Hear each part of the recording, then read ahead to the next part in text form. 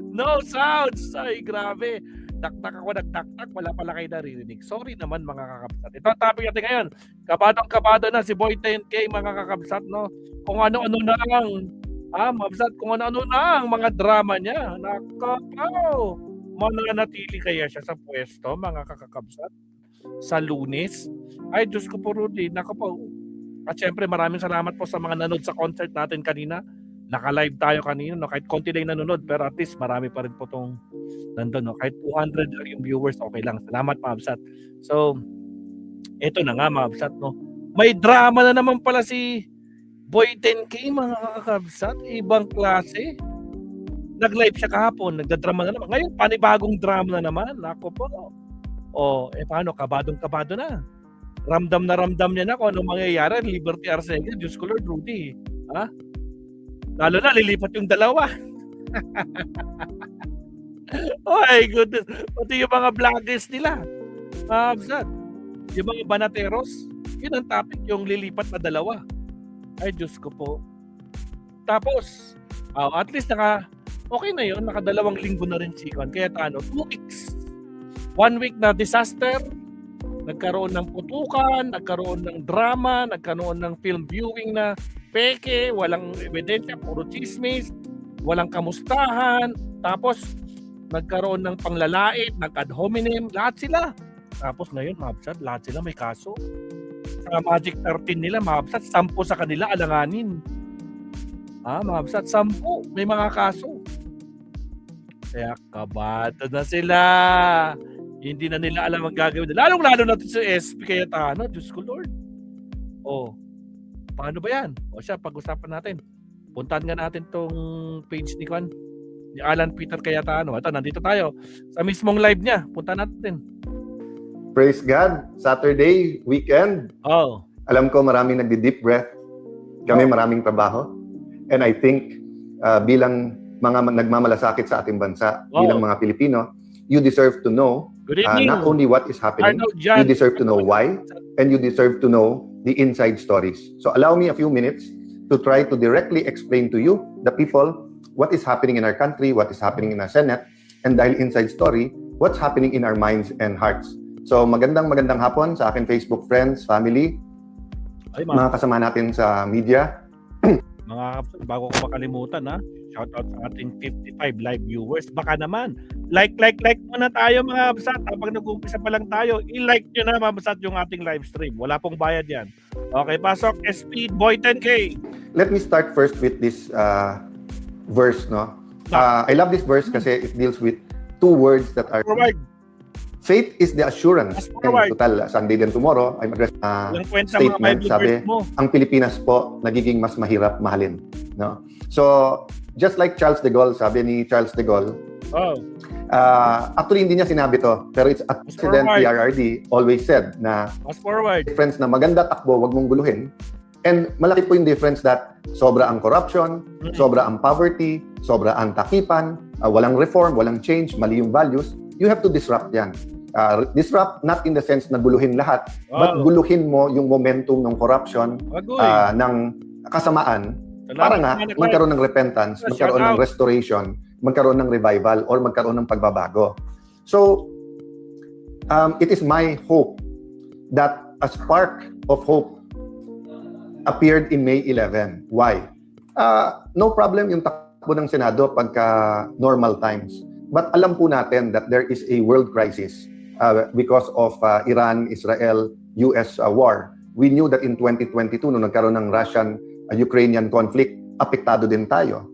We know that our being in between the rivalry of China and US also has an effect on us.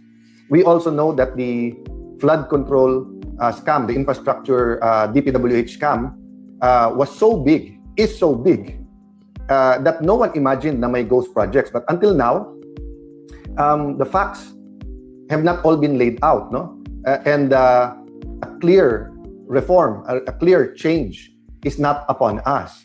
So we have to accept the reality that there are those in the Senate who are comfortable at ang utak lang ay yung impeachment, which is a good accountability mechanism. But it's not the be-all, end-all, because the flood control scam and other corruption, including agricultural smuggling, including, I recognize the changes being done in the BRR and customs, diba? But the everyday corruptions that hurt people, diba? That's why yesterday, sabi ko, we have to look at the real numbers, no? We keep looking at 11, 13, 12, 11. Sabi ko nga, solid yung 13, hindi magpapa-11. So, kailangan natin makita yung real numbers, saka natin balikan bakit ang tingin namin yung 11 ay nango-11. So, what's the real numbers? 7%. May nagsasabing almost 8% sa pinakamahihirap. That means sa 100 pesos mo, 7 pesos napupunta lang sa inflation. So, yung dating mabibili mo for 100 pesos, yung pera mo 93 pesos na lang. For the millionaires and billionaires, it is a problem but not that big a problem. But for those who ang daily wage no is less than 700, bawal na magkaroon ng weekend man lang na makakain man lang ang pamilya together, bawal manood ng sine. So these are the numbers that really strike. Una yung unemployed at underemployed, almost 9 million yon. Tapos 10 million Filipinos abroad. Ngayon yung iba sa Middle East nagkakaproblema kung hindi man sa remittances, sa trabaho nila, sa kita nila. So isang bansa, financial well-being ng isang bansa. Road. Wala pong railroading. Ang sinasabi po kasi niya nasa committee yung rules. Ang plenary po or yung plenaryo ay mas powerful sa committees. Ang mga committees parang bowl po yan. Pwede mo ilagay dyan, tapos i-process sa bowl, or pwede mong tanggalin, ilipat sa bowl, or dalhin sa plenary. Ang rule po ng Senate, hindi po kailangan dumaan na katulad po ng pinagdadaanan ng bills. Kasi ang bills po nasa Constitution may first, second, third reading. So we were not violating any rule, and in fact, May 11 pa nag-start yan. So nasa nagsasabing nagmamadali kami, May 11 pa yan eh. So sabi lang, Monday na lang. Bakit? Kasi po, iilan lang sila nandun during that Tuesday night. But the point is, we were ready to defend and talk about the proposal. Ang dami na po lumabas na hindi totoo. For example, for any reason, pwede mag-online. Hindi po. Ang nakalagay po dun sa proposal, justifiable reason. And the Senate President still has to consult the Majority Leader and Minority Leader. Kailan pa naging justify na mag-online yung isang pugante, puganding senador na kaalyado nyo na nagtatago para lang makaboto? Kailan pa? Ay, Diyos ko po, Rudy. Yun yung totoo. Sabi nga ni Kwan sino yun? Si Secretary Lesiarda? Binasag niya sino to? Si Respicio? Bakit? Kung sa distrito mo, sa Isabela, ang nakasuhan, bibigyan ba ng chance para makapagsalita yan, para marinig yung kanyang boses? Tapos ngayon, yung isang pugante, bibigyan nyo ng ganyan? Asan yung hustisya dyan? Ano yan? Double standard kayo? Putragis. Patawa talaga itong mga kumag na to. Leader, case per case basis. So hindi po to blanket na anytime for any reason, pwede ka na mag-online. O sabi pangalawa, pandemic lang kasi ito bringing up. Hindi po. Panahon pa ni Senator Trillanes, kay Senator De Lima, bringing up na po to. Yung ibang nagkri-criticize po ngayon, tingnan nyo po yung mismong sinulat nila at reasons nila. Yes, nangyari yan sa panahon ni Trillanes sa De Lima. Ang tanong, nagkaroon ba ng chance? Di ba hindi rin pinayagan? Di mas lalo na yung pugante. May kaso. Yung pugante, si De Lima wala andun, nakakulong, hindi pinagbigyan. Pero yung puganting nagtatago, bibigyan nyo ng chance. Kasi kabado kayo, no? Alam nyo na, wala kayong bilang ngayon. Tandaan mo, baka sa Lunes, yung plunder case ni Jinggoy, lalabas na. Ay, Diyos ko Lord. Tandaan nyo yun, tabla na kayo. Tabla na kayo. Bakit tabla? 11. 11 lang ang pwedeng mag-vote sa inyo. Hindi pwede magtakon. Kaya ngayon sigurado pag nawala si Jinggoy, magdadasal ka ng magiging wala kang silbing Senate President. Lame duck Senate President ka talaga. Ikaw nga ang Senate President, pero hindi nyo hawak ang mayorya. Di ba? Yung numbers, hindi nyo nahawak. Kaya kabado ka Kabado. Diyos ko itong ikay na. Yung drama ni Boy 10K. Alas papaiyak na, Diyos ko Lord. Laka pa, kabadong-kabado na sa Lunes, They were arguing from the point of view of representation. Oh. So representation is very important now. Why? Because it's all about control. But before I talk about control, Senator Pia reminded me na binabasa niya ang dami na lumabas about participation sa impeachment through online. Wala pong katotohanan na yung amendment ng rule na to ay nakaugnay sa amendment sa rule sa impeachment. Bakit po? Una-una, inadapt na po namin yung rule sa impeachment. Pag binago namin yun, ipapublish pa, tatagal pa po yun. So, ngayon po, ang pinag-uusapan ay rule sa Senado. Wala pong katotohanan yung mga nagpo-post na nagsasabing ito po ay may kinalaman sa impeachment. Agoy! Wala. Sinasabi mo lang walang kinalaman sa impeachment. Pero meron. Ha? Kasi alam nyo na talagang mawawala. Lalo na kapag nag-vote kayo, let's divide the House. Sasabihin mo na naman. Or let's divide the Senate. Sasabihin mo dyan, no? Ilalabas ba natin ang mga bank records, AMLAC records, BIR records, SALN?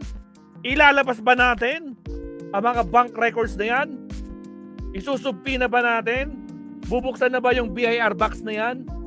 Eh siyempre kung wala kayong bilang, nako po, wala kayong choice kundi ipakita yan. Nako po, kabadong-kabado, wag kami. Basang-basa na ang mga plano mo. Kaya ka puro ka live stream eh. Puro ka paliwanag pero wala nang naniniwala sa'yo. Mga bobong garapata na lang naniniwala sa'yo. Why is control important? Because the chairman schedules the hearing. Oh. So meaning, kung mababalik sa kanila, iske-schedule ba nila yung flood control hearing? Kung iske-schedule nila, kontrolado din po ng majority at ng chairman sino ang iimbitahin. Oh. Kontrolado din kung once a week, once a month. Dati po, wala naman yung partial report eh. Kaya nga, paulit-ulit ko sinasabi, ang kailangan impartial, not partial. And paano ka maglalabas ng partial na hindi mo pa nabubuo yung theory kung ano talaga nangyari? Tignan niyo po. Na mabubuo yung hindi nga kayo pumirma ni isa sa inyo sa minority, yung kayong minority nun, ni isa sa inyo walang pumirma. Ha? 'Di ba hinamon nga kayo, 'di ba? Pinadalhan kayo ni Lacson. Walang pumirma sa inyo kasi takot. Takot kayo. Nag-expect kayo ng Blue Ribbon hearing? Bakit? Anong kwenta ng Blue Ribbon hearing? Hearing kayo ng hearing pero wala naman kayong report. Kasi ayaw niyong pumirma. Ay nako mga kumag, wag mo kami pinagloloko, kayo talaga oo, kaya kayo pinagtatawanan eh. Diba? Diyos ko po Rudy, gising. Po, sabi ng Office of the Ombudsman, may mastermind. Sabi ni Senator Lacson, walang mastermind. So paano ka maglalabas ng report na partial pa lang? And then, paano nangyari yon? Na panay oposisyon, na panay sa Senado. 1 trillion budget sa administrasyon, walang involved dito. Sa ibang mga panig ng gobyerno, walang involved pa dito. So, I'm not going to go into the details precisely because gusto natin independent at gusto natin yung committee ang magpatakbo. Nagulat lang po ako na sa lahat ng pwedeng maging reaction ni Senator Tito, sabi niya it's illegal. Papasalamat ako sa mga matitinik nating mga netizens na una pa kayo na tinignan yung Section 18 ng Rules ng Senate at yung Section 20 ng Rules on Investigations in Aid of Legislation. But assume natin tama si former Senate President Soto at bawal mag-create ng subcommittee. Hindi po bawal nasa rules po yan. But sabi mo, then all the majority has to do is for the chairperson, Senator Pia Cayetano, to come out herself with the notice on Monday. So, ang point ko sa lahat ng pwedeng reaksyon, bakit parang ayaw talaga na ituloy ito? No? So again, we're not here para manggulo. Kami ang ginugulo. We're not here para Agoy! Dagdagan pa ang problema ng Pilipino. We're here. Wala na talaga. Tarantang-taranta na. Tarantang-taranta na ang Boy 10K mga kabsat. Ang Senate President yung Boy 10K, tarantang-taranta na. Wala na kasi silang bilang no? Wala na. Paubos sila. Tandaan yun. This week, ay next week, lalabas na yung kaso. Ihahain na yung kaso ni Joel. Tandaan nyo yan. Susunod dyan si Marcoleta at si Cheese. Ay Diyos ko po, ubos silang lahat. Kaya ngayon pa lang, nako po, wala na. Basang-basa na ang galawan nyo, kaya kayo nagda-damage control kayo ngayon. Kasi nararamdaman nyo na, ubos na ang oras nyo.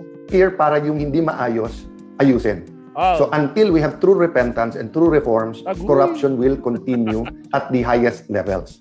I was sad because I've been saying this for 3 weeks. I've been saying independent investigation because I do believe the President is being given wrong information. So nung sinabi niya yung barilan, paulit-ulit sinasabi ng NBI at DOJ, wala sa Senate. We have evidence, so mapipilitan kami na i-hearing din yan. So the Committee on Public Order will hear, will I-hearing daw nila yung putukan sa Senado. Gagawa sila ng hearing sa Senado. Diyos ko po, tapos na. Pinakita ng NBI yung mga pinaggagawa ng mga bata mo. Nakita na.